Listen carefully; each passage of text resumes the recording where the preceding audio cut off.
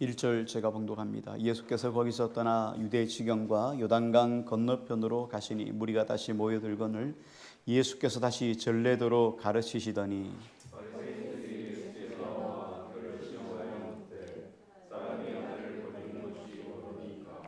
대답하여 이르시되 모세가 어떻게 너희에게 명하였느냐?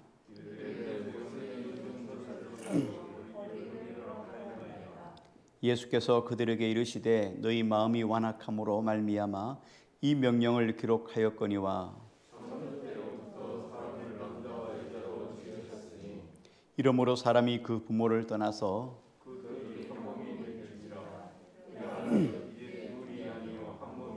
그러므로 하나님이 짝지어 주신 것을 사람이 나누지 못할지니라 하시더라. 이르시되 누구든지 그 아내를 버리고 다른 데 장가드는 자는 본처에게 간음을 행하며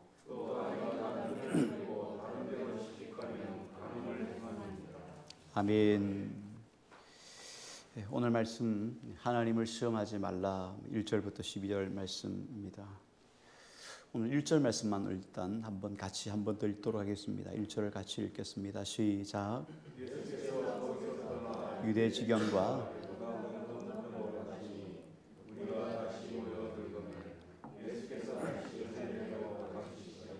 아멘. 예수께서 거기서 떠나 거기가 어디냐면 우리 앞에 있었던 사건이 기록됐던 동네입니다. 가버나움이죠. 예수님이 가버나움에 도착했을 때 제자들에게 이렇게 물으셨어요. 너희가 길에서 어떤 이야기를 나누었느냐? 길에서 어떤 일이 있었습니까? 서로 누가 큰 자냐 하는 문제를 가지고 서로 설왕설래했던 것 알고 있죠. 그때 예수님이 어린아이 하나를 데리고 와서 이렇게 이야기를 합니다. 무릇 으뜸이 되고자 하는 자는 무사람의 끝이 되어야 하고 무사람의 높은 자가 되기 위해서는 무사람의 섬기는 자가 되어야 하리라. 이렇게 예수님이 말씀하셨죠. 그래서 이 어린 소자를 세게 행하는 것, 어린 소자를 아끼고 사랑하는 것, 존중하는 것, 이것이 곧 주님에게 하는 것이다 하고 말씀하셨어요. 거기가 바로 가버나움이죠. 이제 가버나움을 떠나서 유대의 지경과 요단강 건너편으로 가셨다 이렇게 이야기를 합니다. 예수님께서는 오늘 10장 1절부터 읽으셨는데요. 10장 이전에도 상당히 긴 부분에 제자들에게 아주 작은 부분, 세미한 부분까지 하나하나씩을 가르쳐 주셨죠. 왜냐하면 예수님이 가시면 이제 더 이상 그 부분에 대해서는 설명을 못하니까 예수님이 계속 그 부분들을 설명해 주고 있었습니다. 그런데 이런 가르치는 것들이 계속되는 과정에서 오늘 잠깐 쉬고 다시 한 사건이 일어난 거예요. 본문 속에 보니까 이렇게 이야기를 합니다. 바리새인과 예수님의 대화가 시작되었다. 한 무리의 바리새인들이 예수님에게 와서 대화를 청하는 장면이 오늘 본문 속에 기록이 되어 있습니다. 대화의 주제가 뭐냐면 이혼 문제. 이 이혼 문제는 상당히 어려운 주제입니다. 많은 사람들이 성경에서 이혼을 어떻게 보고 있는가 하는 것에 대해서 상당히 관심이 많고 또 궁금해합니다. 그 부분이 상당히 궁금하기도 하죠.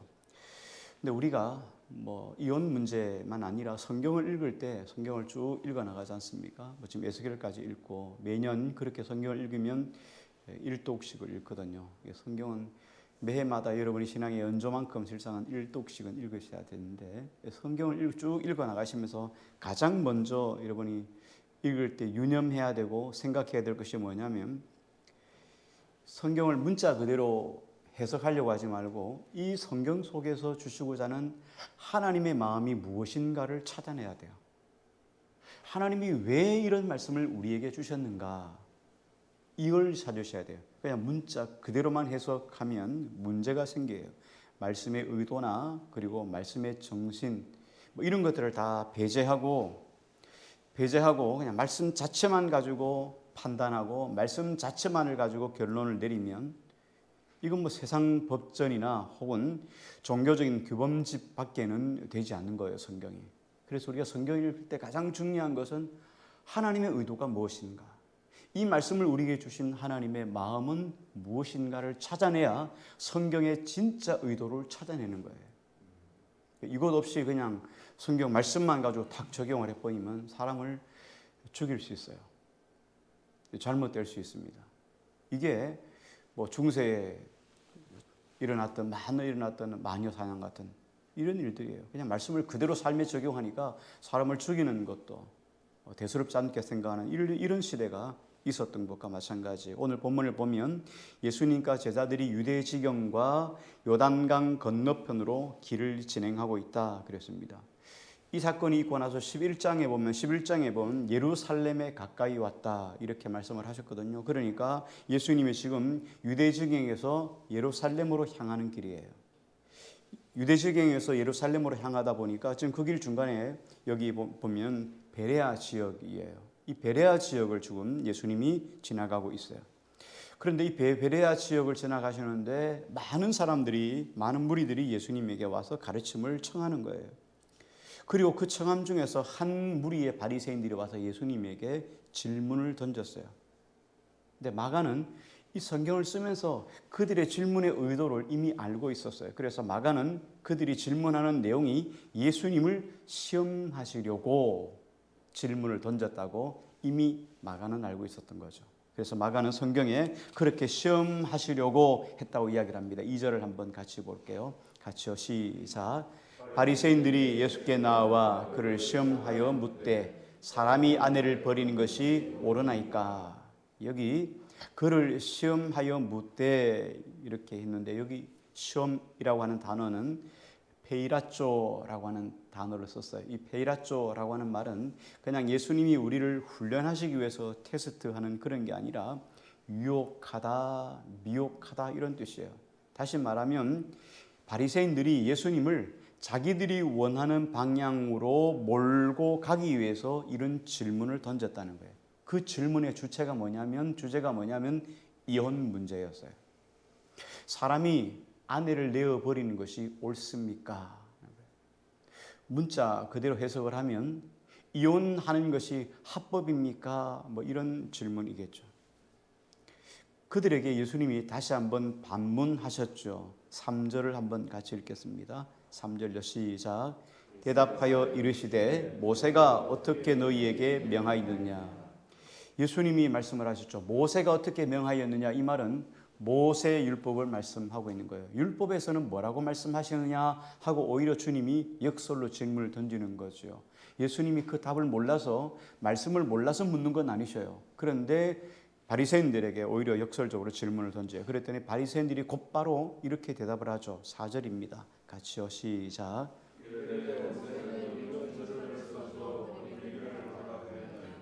예, 바리새인들 그리고 유대인들에게 있어서 이 이혼에 관한 문제에 대한 답은 답정너입니다. 답은 정해져 있고 너는 대답만 하라 이거예요. 왜냐하면은 성경에는 이혼 문제가 이미 모세 율법 아래 기록되어 있었기 때문이에요. 신명기 24장에 보면 제가 읽어드리겠습니다.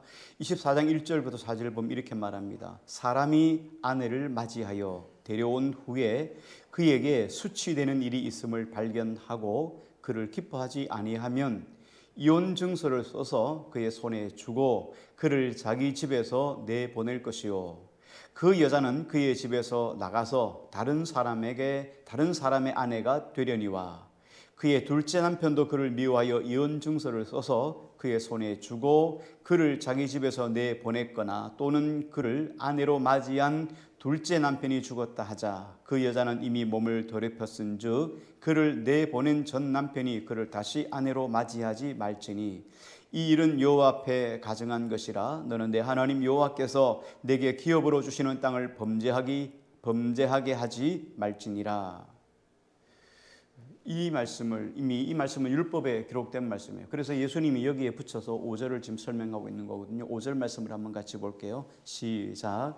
예수께서 그들에게 이르시되 너희 마음이 완악함으로 말미암아 이 명령을 기록하였느니라. 예, 신명기 24장에 나와 있던 이 이혼에 관한 법령, 이혼에 관한 말씀을 보면은 이혼의 조건, 이혼의 규례, 이혼의 절차에 관한 문제는 다 기록되어 있어요. 어떻게 하면 된다는 말씀이 나와 있어요. 그런데 실상 여기에 뭐가 없습니까? 하나님의 의도가 무엇인가를 나와 있지 않잖아요. 하나님의 의도가 무엇인지 모르잖아요. 하나님이 왜 이 말씀을 주셨을까? 그 의도가 뭔가를 찾아야 되는데 그 의도는 성경에 실상 나와 있지 않습니다. 우리가 성경을 읽으면서 하나님의 의도는 성경에 나와 있잖아요. 우리가 깊이 묵상하면서 하나님이 왜 이 말씀을 주셨을까 하는 거를 찾아내야 돼. 묵상하면 찾아내야지 그냥 문자 그대로 보면은 여기는 뭐 이혼에 대한 절차나 이혼에 대한 방법에 관한 문제만 나와 있거든요. 그래서 그 의도를 우리가 알 수가 없습니다. 그래서 예수님은 이 규례가 제정된 배경을 설명해 주셨어요. 그게 설명이 우리 5절이거든요. 예수께서 그들에게 이르시되 너희 마음이 완악해서 이 명령을 기록했다. 너희 마음이 완악했기 때문에 모세를 통해서 신명기 24장 이 이혼에 관한 법령을 제정했다 이렇게 이야기를 합니다. 그러므로 율법에서 이혼에 관한 규례를 써놓은 이유는 뭐냐? 너희 마음이 완악해서, 사람의 마음이 완악했기 때문에 이 말씀을 기록해 놓으셨다는 거예요. 말라기서 2장 16절에서도 주님이 이렇게 말씀을 하셨어요. 하나님이 이스라엘의 하나님 여호와가 이르노니 나는 이혼하는 것과 옷으로 학대를 가리는 자를 미워하노라. 만군의 여호와의 말이니라. 그러므로 너희 심령을 삼가 지켜 거짓을 행하지 말지니라. 이혼하는 것을 학대하는 것과 거짓말하는 같은 부류의 죄악으로 몰아넣었었어요. 이렇게 같은 레벨로 주님이 기록해 놓으셨어요. 실상 하나님은 이혼을 원하지 않으셨죠. 그럼에도 불구하고 우리 완악한 인간은 어떻게 해요? 이혼을 하겠다고 고집을 부리는 거예요. 나 이혼할래요. 막 이렇게 하는 거예요. 그래서 하나님은 우리 인간이 너무너무 완악하니까 예외적인 조항을 거기에 단하고 예외적인 조항을 거기다 기록해 놓은 거예요. 이제 성경에 보면 예수님께서 하나님의 의도가 무엇인가, 이혼에 관한 하나님의 의도가 무엇인가를 설명해 주고 있죠. 이게 6절부터 9절까지예요. 우리 한번 6절부터 천천히 한번 읽어 보겠습니다. 6절요. 시작. 창조 때로부터 사람을 남자와 여자로 지으셨으니 이러므로 사람이 그 부모를 떠나서 그 둘이 한 몸이 될지니라. 이러한즉 이제 둘이 아니요 한 몸이니 그러므로 하나님이 짝지어 주신 것을 사람이 나누지 못할지니라 하시더라. 결혼식에 가면 주로 말씀을 이렇게 많이 전합니다. 말씀을 이렇게 결혼식에 관한 말씀을 전할 때 이 말씀을 많이 이렇게 인용을 합니다. 이 말씀이죠. 이게 창세기에 있는 말씀이거든요. 주례사를 할 때 이 말씀을 많이 사용하는데 사람들은 대부분 귀를 기울이지 않아요. 흘려 듣습니다. 별로 대수롭지 않게 생각합니다. 내용은 이런 거예요. 하나님이 세상을 창조하셨습니다. 그리고 남자를 지으셨어요. 그리고 또 남자를 통해서 여자를 만드셨어요. 그런데 남자와 여자가 이제 성장하고 성인이 되면 부모를 떠나서 둘이 연합해서 결혼을 통해서 한 몸이 되게 한다는 거예요. 이게 결혼의 신적인 기원, 영적 기원이에요. 영적인 시작이에요. 결혼은 누가 정했느냐? 하나님이 정하셨어요. 결혼은 하나님이 정해놓은 거예요. 그래서 결혼은 당연히 하는 거예요. 왜? 하나님께서 그렇게 만들어 놓으셨기 때문에. 그래서 영적인 기원, 신적인 기원이라고 이야기를 합니다.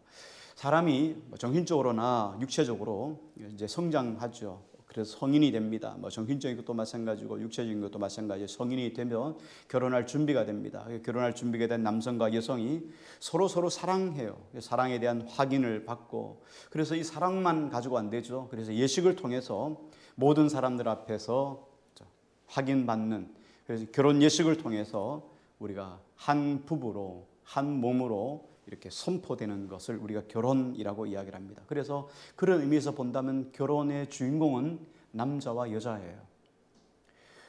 부부가 되는 남자와 여자가 결혼의 주인공입니다. 그런데 우리가 더 깊이 좀 생각해 보면 결혼을 누가 만드셨자 그랬죠? 결혼의 제도를 하나님이 만드셨자 그랬죠. 결혼의 제도를 하나님이 만드셨어요. 다시 말하면 결혼의 제정을 하나님이 하셨기 때문에 결혼이라고 하는 것은 하나님의 권위 위에 세워진 예식이 바로 결혼식이에요. 그러니까 하나님이 결혼식을 제정했으니까 중요한 거죠. 이건 무게감이 그만큼 있다는 거예요. 왜? 하나님이 정해줬기 때문에. 남자와 여자가 사랑하면 사랑만 하는 거죠? 안 되죠. 사랑에는 뭐가 따라옵니까? 책임감이 따라와요. 사랑에는 책임이 따라죠. 그래서 사랑과 책임을 전제로 결혼을 하게 됩니다. 그래서 이 결혼은 하나님의 권위로 세우셨다. 그래서 결혼이라는 것이 그만큼 무게감이 있어요. 요즘은 잘 그렇게 하지 않죠. 요즘은 결혼식이 상당히 가벼워졌어요. 누군가 어른, 우리 사회 속에서 존중받고 존경받을 만한 롤 모델이 많이 사라졌어도 그렇겠지만 그런 롤 모델이 없으니까 아예 주례를 세우지 않습니다. 과거에는 주례가 어떤 분이었습니까? 우리 부모님이 존중하는 사람, 부모님의 친구, 그리고 인정할 수 있는 공경할 만한 분, 그런 분들이 인생을 살아오면서 가졌던 경험이나 이런 것들을 이제 결혼을 통해서 새로운 사회에 발을 내딛고 성장해 갈, 가정을 이끌고 성장할 사람들에게 조언을 하는 게 주례사이지요. 격려하고 위로하는 주례사인데 이제는 그렇게 주례사를 해줄 만한 롤 모델이 사라진 시대에 살고 있어요. 그래서 주례를 빼버리고 자기들끼리 서로 편지를 써가지고 이야기를 해요. 아름다워 보이고 멋있어 보이긴 합니다. 그런데 여러분 인생 살면서 그렇습니까? 내가 내 입으로 사랑한다고 그렇게 고백하고 결혼했지만 여러분 그 사랑이 얼마나 물거품 같은지 우린 잘 알잖아요. 책임감이라는 것이 얼마나 물거품 같은지 우리가 너무나 잘 알고 있습니다. 내 힘으로 안 되는 것들이 얼마나 많은지 우리는 살아가면서 다 깨닫게 되고 알게 되잖아요. 그런데 결혼이 너무 가벼워져요. 그런데 성경은 그것보다 더 위에 결혼이라는 것을 누가요? 하나님이 제정해 놓으셨다는. 그래서 우리가 하나님 앞에서 결심하는 게 결혼이에요. 그래서 예수님께서 이렇게 결론을 내렸습니다. 9절 말씀을 한번 같이 볼게요. 9절요. 시작.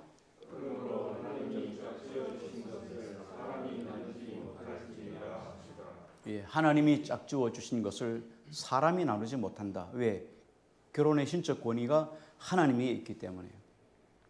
이렇게 끝났어요. 이렇게 결론을 내렸습니다. 자, 그런데 이 바리새인들, 한 무리의 바리새인들과 이런 대화를 마무리하고 이제 집으로 들어왔어요. 집으로 들어왔는데 이번에는 제자들이 물어봤어요. 제자들이 예수님에게 바리새인들과의 대화 속에서 있었던 내용을 예수님께 물어봤어요. 다시 말하면 이건 어떤 내용이냐면 그 결론을 아무리 생각해도 자기들이 이해를 못 하겠는 거예요. 그 결론이 뭔지 모르겠어요. 결론 내려졌는데 결론이 마음속에서 시원하게 해답으로 찾아오지 않은 거죠. 그래서 너무 궁금하니까 예수님에게 다시 한번 질문을 던진 거예요. 예수님에게 말씀하시죠. 오늘 여기 보면 예수님이나 바리새인들이 공통적으로 알고 있는 사실 하나가 있습니다. 그건 뭐냐면 모세가 세운 율법이에요. 이건 유대인도 알고 바리새인도 알고 예수님도 알아요. 율법의 권위는 매우 중요하잖아요. 율법의 권위는 뭐라 말합니까? 모세 율법에서는 이혼이 가능하다 이렇게 이야기를 합니다. 법정적인 용어로 말하면 합법이에요. 성경에서는 모세 율법에서는 결혼을 합법으로 인정을 하고 있습니다. 자, 그런데 그 유대인들도 알고 있고 바리새인들도 알고 예수님도 알고 있는 사실을 왜 바리새인들이 예수님에게 질문을 던졌을까요? 다 알고 있는 내용을 왜 질문을 했을까요? 도대체 이 사람들의 의도가 뭘까요? 앞에서 마가가 기록했죠. 2절에 뭐라 그랬습니까? 예수님을 시험하려고 이 질문을 던졌어요. 자, 그러면 이 질문을 바리새인들이 했던 이유를 조금 생각해 볼게요. 지금 예수님이 유대 지방에서 어디로 갑니까? 예루살렘으로 향하고 있는데 그 지금 지나가고 있는 지역이 어디라 했습니까? 베레아 지역이라 했습니다. 그 당시에 베레아 지역을 통치하고 있었던 사람이 누구냐면 분봉왕 헤롯입니다. 헤롯 하면 여러분 생각나는 게 뭡니까? 헤롯이 자기 아내와 이혼을 해요. 이혼을 하고 동생의 아내였던 동생도 마찬가지죠. 이 헤로디아라는 여자가 상당히 야심이 많은 여자예요. 정치적으로 높아지려고 하는 이런 야망이 큰 사람이었어요. 그래서 동생 빌립을 보니까 이 빌립은 별 볼 일이 없어요. 우리로 말하면 어디 조그만 어디 면석이나 할 정도의 수준밖에 안 되는 거예요. 그러니까 빌립과 이혼을 했어요. 그래서 헤롯이 동생의 아내였던 헤로디아를 자기 아내로 맞이하죠.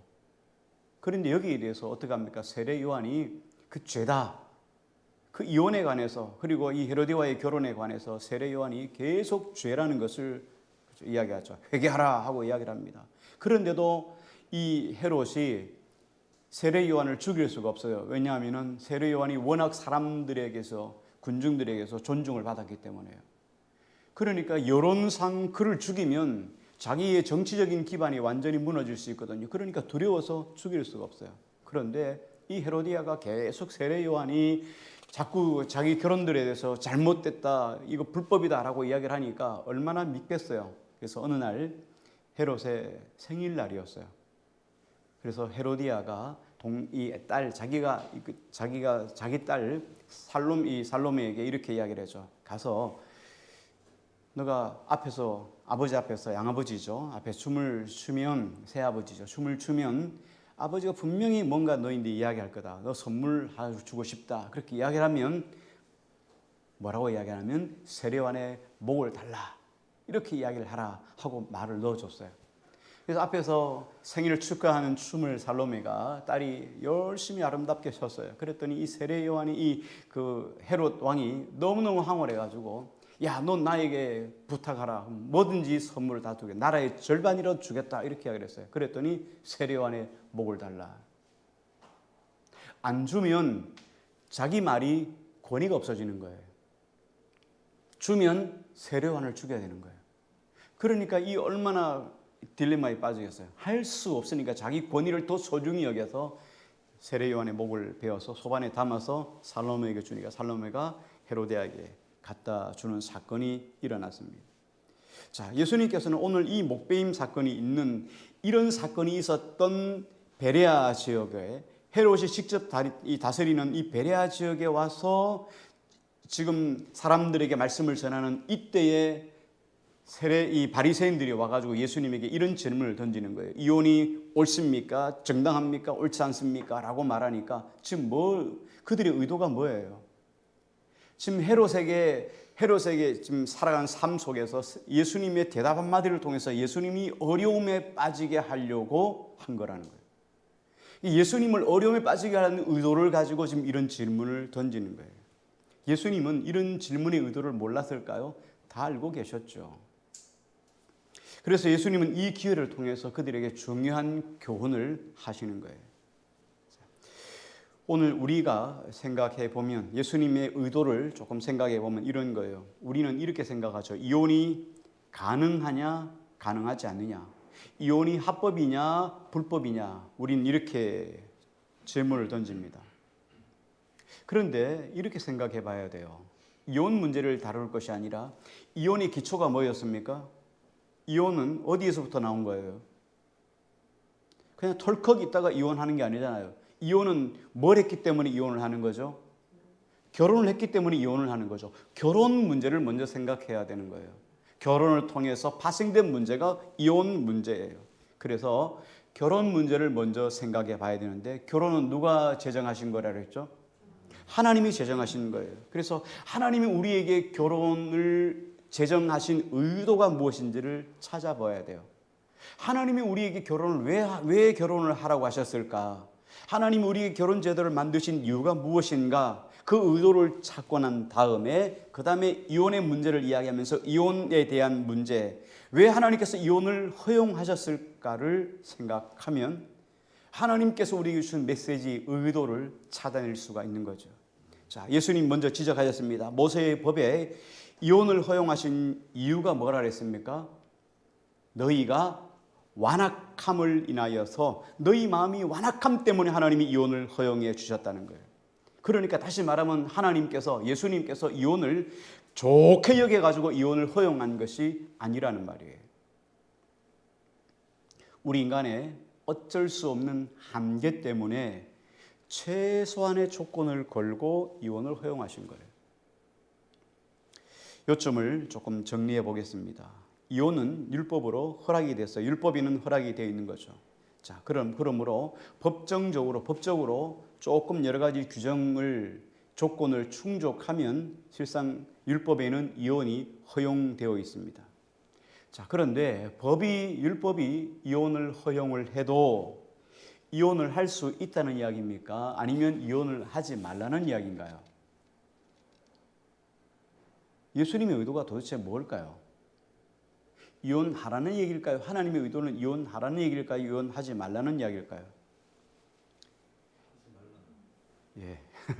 자, 오늘 이 법을 딱 이렇게 성경을 읽으면 율법이잖아요. 율법을 읽을 때 가장 중요한 것이 앞에서 말씀을 드렸다시피 하나님의 의도를 찾아내야 되는 거예요. 의도를 찾으면 아하, 그래서 이걸 주셨구나 하는 걸 알 수 있습니다. 최근에 요즘 우리 운전하시는 분들 교차로에서 항상 반드시 정차를 하고 그리고 전방을 살피고 가도록 이렇게 법을 제정했죠. 그렇게 하지 않으면 벌금을 묻니다. 지지난주 수요일 날 이렇게 보면 주차장이 없으니까 주차 대란이에요. 뭐 교회 앞에도 쫙 돼서 뭐 될 데도 없고 저 옆에 쫙 또 주차장이 있잖아요. 주차장이 있는데 그 주차장 옆에 횡단보도 이렇게 그물 쪽 그어놨어요. 뭐 횡단보도 있으나 없으나 뭐 거의 안 쓰는데 제가 거기다가 차를 대놓고 올라왔거든요. 누가 찍어가지고 이렇게 신문고에다 올려가지고 딱지 날아왔어요. 되지 말라는 얘기입니다. 제가 이제 걸렸으니까 여러분들 거기 되면 안 돼. 그 횡단보도 위에 얹었다고 됐어요. 자, 어쨌든 이 교통법에는 이제 교차로에서 우회전을 할 때는 반드시 정차를 해야 돼요. 근데 원래는 그렇게 하지 않았습니다. 원래는 뭐 파란 불일 땐 그냥 지나가면 돼요. 빨간 불일 때도 그냥 이렇게 보고 사람이 이렇게 횡단보도가 파란불이어도 사람이 없으면 대충 지나가면 되고 사람이 있으면 좀 지나가면 뒤에 그냥 가도 되는 거였어요. 자, 이건 왜 그러냐면 뭐 사람도 보호하고 또 차의 교통의 흐름이 중요하잖아요. 교통의 흐름도 또 중요하니까 흐름이 끊기지 않도록 이렇게 서로 사람, 차 둘 다 윈윈할 수 하도록 이렇게 정해 놓은 거죠. 자, 그런데 차를 모는 사람들이 교차로에서 사람들을 배려하지 않고 그냥 막 가다가 교차로에서 횡단보도에 사람이 많이 죽는 사건이 일어나는 거예요.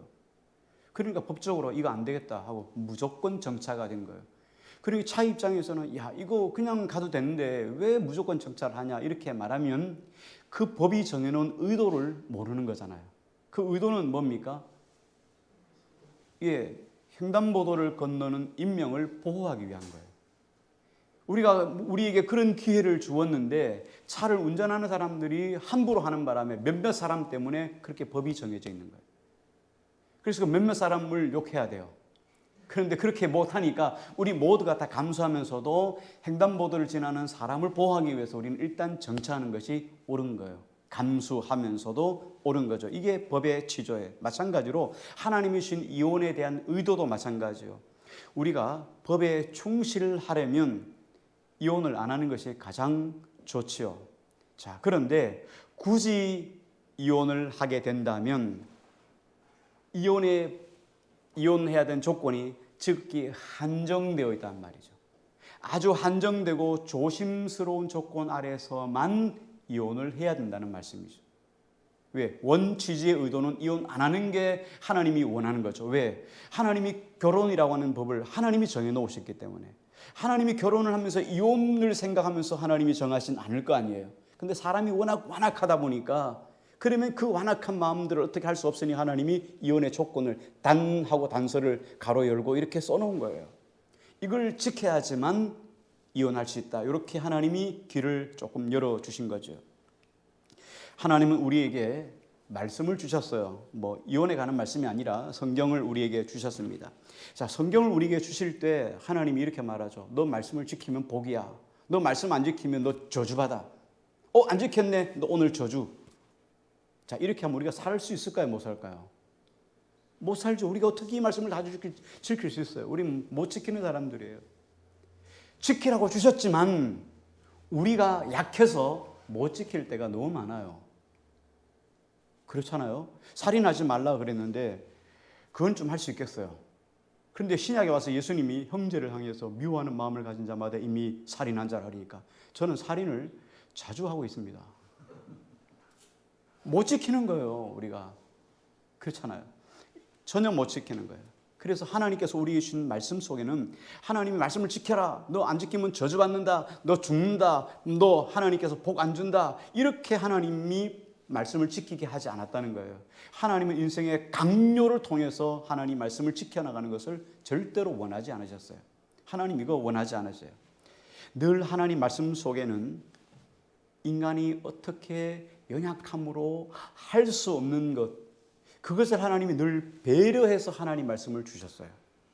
그래서 하나님 말씀 속에는 항상 인간의 연약함이 밑에 복선으로 깔려 있습니다. 그런데 이 복선으로 깔려 있는 것을 생각하고 악을 행하면 야단 맞죠. 근데 우리 인간은 그걸 기똥차게 찾아가지고 해요.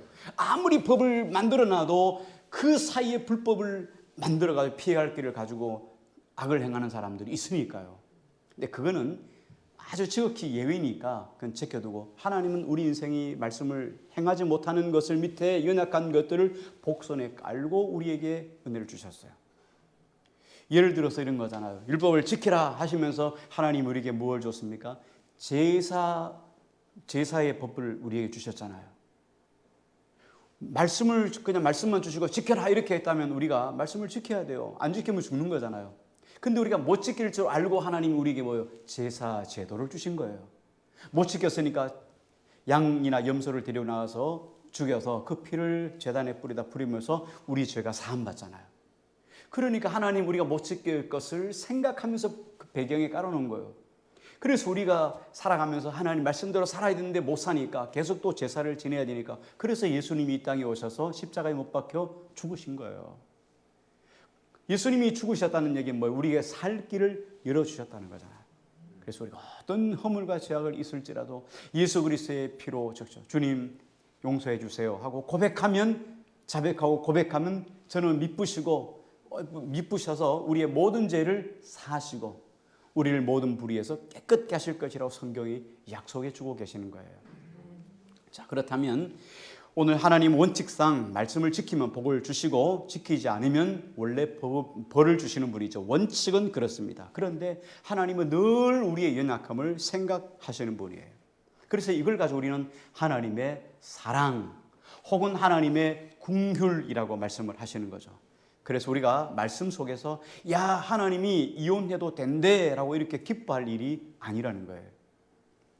오히려 하나님이 제정해 놓으신 울타리 안에서 복을 누리지 못하고 살아가는 인간을 불쌍히 여겨 주시는 하나님의 긍휼하심에 우리가 감사해야 되는 거죠.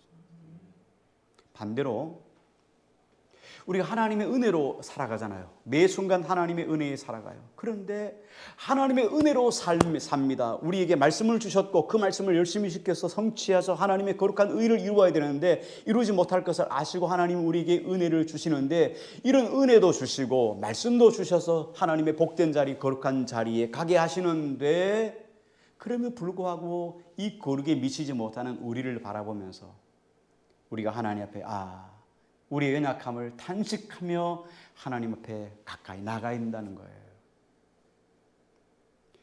하나님이 우리에게 말씀을 지키면 복을 주시고 말씀을 지키지 않으면 저주예요. 그런데도 불구하고 하나님이 저주하기 전에 하나님의 긍휼을 베풀어 주셔서 우리를 복된 자리로 이끌어 가시잖아요. 그런데도 불구하고 우리가 거룩하지 못하니까 참 우리 자신을 바라보면서 한심하다. 그래서 우리가 더 주님이 필요하다 하고 주님의 보좌 보러 가는 것이 오늘 우리의 모습이어야 한다는 말씀이죠. 자, 그러면 결론을 한번 내려봅니다. 가끔씩 제가 목사인 줄 아는 분이 저에게 가끔씩 이런 질문을 던질 때가 있어요. 술 마셔도 되냐 안 되냐. 이거는 끝없이. 그럼 그 의도가 뭐겠어요? 저인데 정말 술 마셔도 되는지 안 마셔도 되는지를 묻는 거예요? 아니면 저를 시험하는 걸까요? 뻔히 알죠. 저를 시험하시려고 하는 거죠. 시험하려고. 성경에 술 취하지 말라고 했지 어제 술 먹지 말라고 했느냐라고 이렇게 이야기를 해요. 그러면 저는 그렇게 이야기를 할 때 노 코멘트입니다. 말하지 않아요. 왜? 내가 말한다고 막 거품을 물고 말한다고 해서 그 사람이 술 안 먹을까요? 술 먹으려고 작정하고 나는데 던진 질문이니까 말하지 않아요. 자, 왜 그런가 하면 성경을 문자 그대로만 이야기하면 맞아요. 맞는 말이에요. 성경에 술 취하지 말라 그랬지 뭐 술 먹지 말란.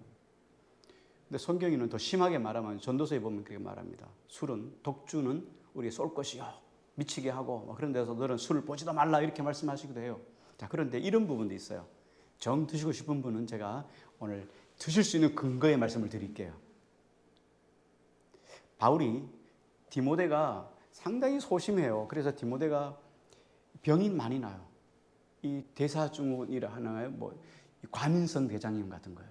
신경을 조금만 쓰면 설사도 하고 배도 아프고 이렇게 장염도 많이 걸리고 이게 디모데예요. 그래서 바울이 너무너무 안타까우니까 이 바울이 디모데에게 편지를 쓰면서 디모데서 이렇게 이야기를 합니다. 디모데전서 5장 23절에 보니까요. 내 위장과 자주 나는 병을 위하여 포도주를 조금씩 쓰라. 그러니까 여러분 건강을 위해서 드셔도 성경에 뭐 나와 있으니까요. 자, 근데 핵심은 그 문제가 아니에요.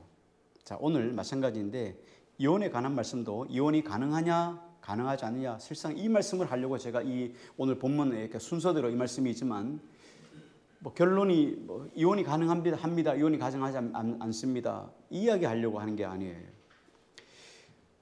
예수님은 결혼의 기원, 의미에 대해서 하나님이 우리에게 기대하시는 것이 무엇인지를 먼저 생각하라 하는 거예요. 이게 핵심이에요. 하나님이 우리에게 무엇을 말씀하시려고 하는가? 이게 지금 내용이에요. 우리가 살아가면서 절대 놓치지 말아야 될 부분이 바로 이거예요. 주제가 이혼이든 술이든 똑같이 동일하게 말씀이 적용돼야 하잖아요. 그죠? 술 문제 이야기할 때는 뭐 먹지 말라 그랬다가 말이죠. 이혼 문제는 뭐 하라 그랬다가 또 뭐 어떤 때 반대로 이혼하지 말라 그랬다. 이건 뭐 술은 또 허용하고 이러면 안 되잖아요. 하나님 말씀을 우리가 듣고 나면 모든 삶에는 다 기준이 있어요. 모든 일단 일상의 삶 속에는 기준이 있습니다. 그 기준 잡으면 어떤 문제가 와도 흔들리지 않아요. 왜? 기준이 분명하니까요. 우리가 살아갈 동안에 생각해 보십시오. 우리는 수많은 일들을 겪습니다. 많은 일들을 겪어요. 자, 그런데 그 수많은 일들 속에서 우리는 수많은 문제가 있습니다. 여러분들 살아가면서 한번 생각해 보세요. 많은 문제 중에서 여러분들이 그 많은 문제들 다 옳게 판단하셨습니까? 여러분들이 판단한 게 다 100% 정답이었습니까? 예, 저도 뭐 잘못할 때가 많아요. 잘못 결정할 때가 많아요. 어떤 문제는 실수로 또 잘못 결정할 때가 있어요. 어떤 문제는 잘못 선택할 수도 있고 어떤 문제는 실수할 수도 있고 어떤 문제는 생각이 잘못돼가지고 생각이 바뀔 수도 있고 어떤 문제는 환경이 바뀌어가지고 내가 전에 이야기했는 전에 결정 내린 문제가 환경이 바뀌어가지고 문제가 달라질 때가 있단 말이죠. 또 어떤 문제는 말이죠. 돌발적인 문제가 우리 속에 내가 생각지도 않은 문제가 돌발적인 문제가 발생할 수도 있어요. 그것 때문에 우리가 결정 잘한 것 같은데 결정을 잘못했고 또 실수하지 않으려고 했는데 실수했고 또 생각이 안 바뀔 줄 알고 똑같을 줄 알았는데 20대의 한 생각, 30대의 한 생각, 40대의 생각, 생각이 또 바뀌기도 하고 어떤 문제는 갑자기 돌발적인 문제가 나오기도 해요. 그래서 이런 문제들 때문에 우리가 실수 때문에 고통을 당하기도 하고 슬퍼하기도 하고 후회하기도 하고 싸우기도 하고 미워하기도 하고 뭐 헤어지는 일도 있을 수 있고 이런 일도 있었습니다. 그런데 하나님이 우리에게 율법을 선포하실 때 우리가 알지 못하는 우리 인간의 연약함을 하나님이 배려했다는 거예요. 인간은 실패 잘하고 실수 잘하고 그것 때문에 후회하고 낙심하고 고통스러워하는 것이 우리 인생이라는 걸 하나님이 너무나 잘 알고 계세요. 그래서 하나님이 성경에 보면 하나님이 우리 인간을 표현할 때 수식어를 뭐라고 했냐면 흙으로 지었다는 말을 자주 쓰죠. 깨어지기 쉬운 존재란 뜻이에요. 막 아닌 것처럼 막 결심하고 결단하고 하지만 또 쓰러지는 것이 우리 인생이에요. 하나님이 은혜 주시면 뭐 못할 것이 없는 것처럼 막 믿음이 최고인 것처럼 이렇게 행하다가도 한순간에 엎어지는 것이 우리 인생의 모습이에요.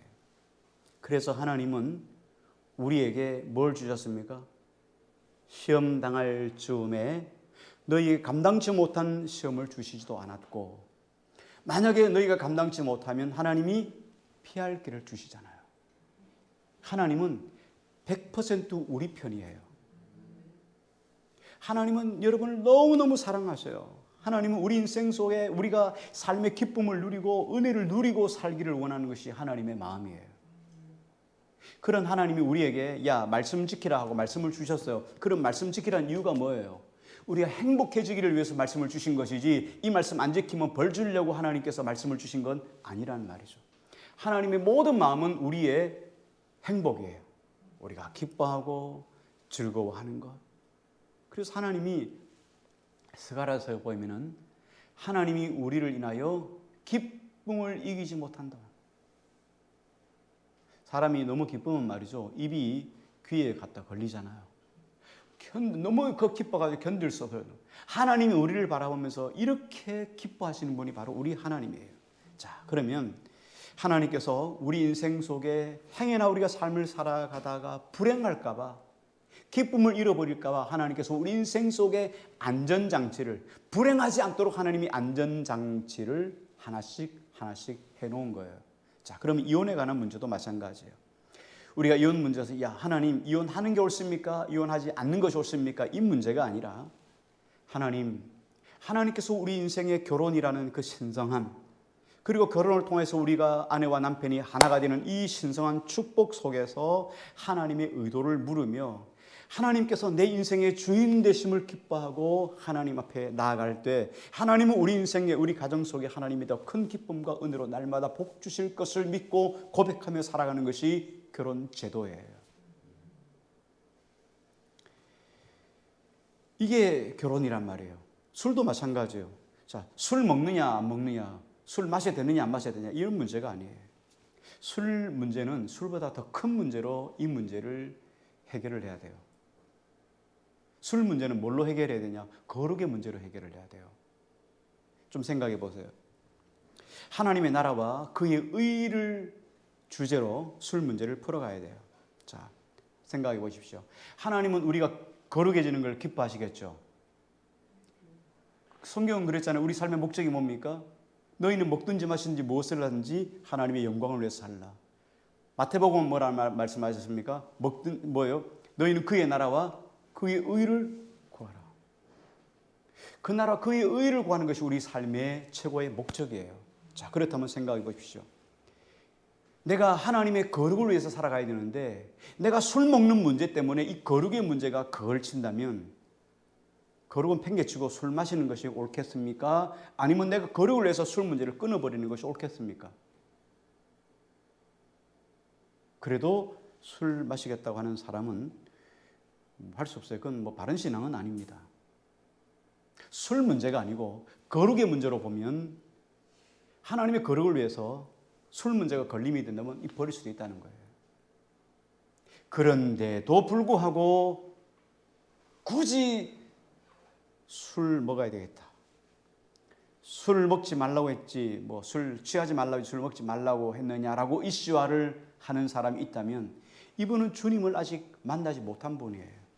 주님을 만나지 못했기 때문에 이런 문제를 계속 이야기를 하는 거예요. 계속 이야기하는 거예요. 여러분 주님 만나면 내가 그렇게 귀중하게 여겼던 것들이 별것 아닌 거예요. 인생이 별것 아닌 거예요. 술뿐이겠어요. 담배도 있을 거고 여러분 인생 속에 살아가면서 여러분 얼마나 많은 것들이 있어요. 내가 좋아하는 것들. 여러분 예를 들어서 생각해 보세요. 술, 담배 문제 그거 말고 여러분 생각합시다. 커피. 주님을 위해서 여러분 커피 끊으라면 끊겠어요, 안 끊겠어요? 성경에 커피 마시지 말란 말이 어디 있어요? 그렇게 말하면 다 걸리잖아요. 그러나 커피가 거룩의 문제로 나간다면 끊을 수 있죠. 그거 더한 건 못 끊겠어요? 주님이 거룩해지기를 원한다면. 그런 문제로 술 문제, 담배 문제, 이혼 문제를 바라봐야지. 성경이 뭐라고 했느냐? 막 그걸 문자적으로 해석을 하면 참 하나님을 제대로 알지 못하는 사람이라는 거예요. 말씀 결론 내립니다. 바리새인들은 예수님에게 이혼 문제를 가지고 이야기를 했어요. 자, 예수님 말씀하시면 바리새인들이 예수님 말씀을 들으려고 이 말씀을 하신 겁니까? 시험하려고 하신 겁니까? 시험하려고 했죠. 들을 생각이 전혀 없었어요. 순전히 시험하려고 하는 의도로 이 말씀을 하셨습니다. 자, 그런 우리에게 하나님이 예수님이 우리에게 말씀을 하시는 거예요. 오늘 말씀의 결론은 이거예요. 이혼 문제이든 술 문제이든 담배 문제이든 어떤 문제라도 너가 문제가 된다면, 문제가 있다면, 그 문제의식을 가지고 있다면 나와서 나랑 상의하자. 나랑 상의하자. 예수님은 상의하기를 원해요. 예수님, 술 때문에 입이 술이 입에서 쫙쫙 들어붙어요. 그런데 이거 자꾸 사람들 걸림돌이 돼요. 거룩에는 걸림돌이 돼요. 어떻게 하면 좋겠어? 상의하자는 거예요. 이렇게 주님 말씀에 거룩을 위해서 주님 앞에 나가서 내 문제를 주님 앞에 내려놓고 상의하기를 원하는 사람에게는 하나님의 신실한 뜻을 분명히 보여주시겠다는 거예요. 하나님 말씀을 보여주시겠다는 거예요. 그리고 하나님께서 너가 원하는 의도대로 하나님께서 갈 수 있는 은혜를 주시겠다는 거예요. 능력을 부어주시겠다는 거예요. 근데 우리가 하나님께 안 하고 자꾸만 어떻게 합니까? 자꾸 뒤로 도망가니까 문제죠. 아담이 선악과 따먹고 어떻게 했습니까? 하나님 용서해 주세요. 내가 선악과 먹지 말라 선악과 따먹었어요. 이렇게 했으면 하나님이 그냥 해결하실 거예요.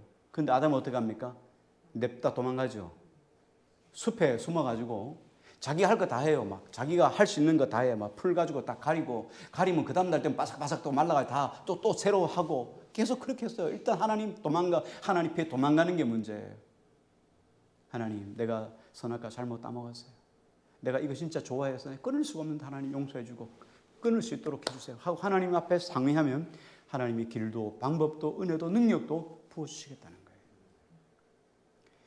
우리가 인생 살아가면서 늘상 하나님의 말씀 앞에 그리고 하나님 앞에 귀를 기울여 내 문제를 주님 앞에 내어놓는 그것을 기뻐하는, 그것을 힘들어 하지 않고 기뻐하는 신실한 하나님의 종들이 다 될 수 있기를 주 이름으로 축원합니다.